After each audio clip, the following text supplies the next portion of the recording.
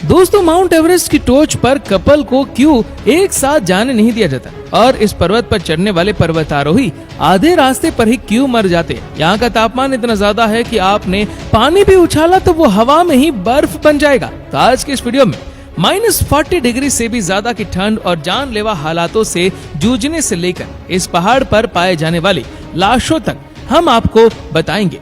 Mount Everest की कुल ऊंचाई 8,849 मीटर, जिसकी ऊंचाई हर साल 2 सेंटीमीटर के हिसाब से बढ़ रही है। माउंट एवरेस्ट पर चढ़ाई करने वाले पर्वतारोहियों को चीन और नेपाल सरकार से इजाजत लेनी पड़ती है, क्योंकि इस पहाड़ पर आधिकारिक गतिविधि की परमिशन इन्हीं देशों से ही ली जाती है। माउंट एवरेस्ट पर चढ़ाई करना बिल्कुल भी आसान नहीं है, क्योंकि यहाँ तेज रफ्तार हवाओं के साथ ऑक्सीजन की कमी, ठंडा तापमान और खतरनाक खाई समेत कई चुनौतियों का सामना करना पड़ता है। लेकिन फिर भी अब तक लगभग 3000 से ज्यादा पर्वतारोही एवरेस्ट की चोटी तक पहुंचकर अपने देश का झंडा लहरा चुके हैं। हालांकि इस माउंट एवरेस्ट पर कई लोगों की कब्र भी है, जिनकी चढ़ाई के दौरान बर्फीले तूफान की चपेट में आने की वजह से मौत हो गई थी।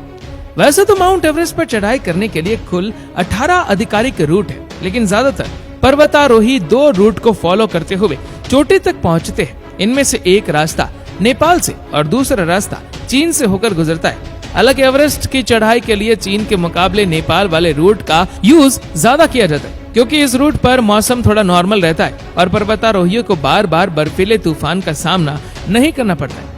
इसके अलावा नेपाल वाले रूट में रेस्क्यू के लिए ज्यादा ऑप्शंस है, जबकि इस रास्ते में बेस कैंप से पहले कुछ छोटे छोटे गाँव और कस्बे देखने को मिलते हैं, ताकि पर्वतारोही खराब मौसम होने पर इन गाँवों और कस्बों में पनाह ले सकते हैं, जिससे उनकी जान जाने का खतरा काफी हद तक कम हो जाता है। माउंट एवरेस्ट पर लगातार चढ़ाई करते रहना संभव नहीं है, इसीलिए पर्वतारोहियों की सुरक्षा और आराम के लिए 17,500 फीट की ऊंचाई पर बेस कैंप होता है, जहां पर्वतारोहियों के ठहरने के लिए कैंप और खाने पीने की सुविधा होती है।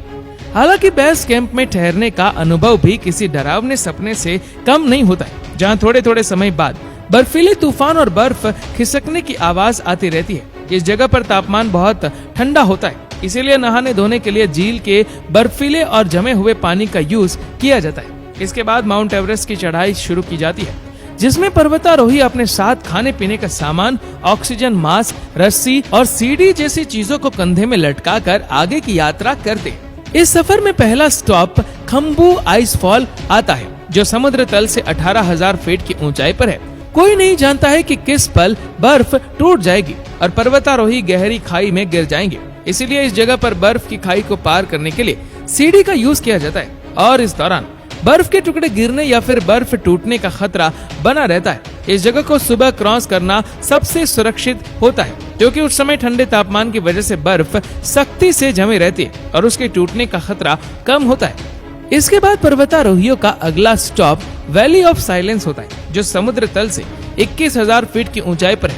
ये घाटी चारों तरफ से ऊंचे और बर्फीले पहाड़ों से ढकी हुई है, जिसके बीचों बीच एक बड़ा हिस्सा खाली है। इस जगह पर एक रात बिताने के बाद पर्वतारोही एक बार फिर अपने सफर की शुरुआत करते हैं, और उनका अगला पड़ाव लॉत्से वॉल से होता है। यह समुद्र तल से लगभग 27,940 फीट की ऊंचाई पर एक ऊंचा स्थान है, जिसकी सीधी चढ़ाई करते हुए पर्वतारोहियों को लो ऑक्सीजन, तेज हवाओं और बर्फीले तूफान का सामना भी करना पड़ता है। इस चुनौती को पार करने के बाद पर्वतारोही ईगल नेस्ट तक पहुंचते हैं। इस जगह पर बाथरूम की सुविधा नहीं होती है, इसीलिए पर्वतारोही अपने साथ बॉटल्स और वेस्ट बैग्स रखते हैं, जिसे वो अपनी जरूरत के हिसाब से यूज करते हैं। इस जगह पर एयर प्रेशर और ऑक्सीजन बहुत कम होने की वजह से ऑक्सीजन मास्क पहनना पड़ता है, जबकि यहाँ कई लोगों की तबीयत खराब हो जाती है। माउंट एवरेस्ट पर आगे की चढ़ाई करने के लिए पर्वतारोही रस्सी की हेल्प लेते हैं, जिससे वो सभी लाइन से बंधे होते हैं और रस्सी को पकड़कर आगे बढ़ते हैं।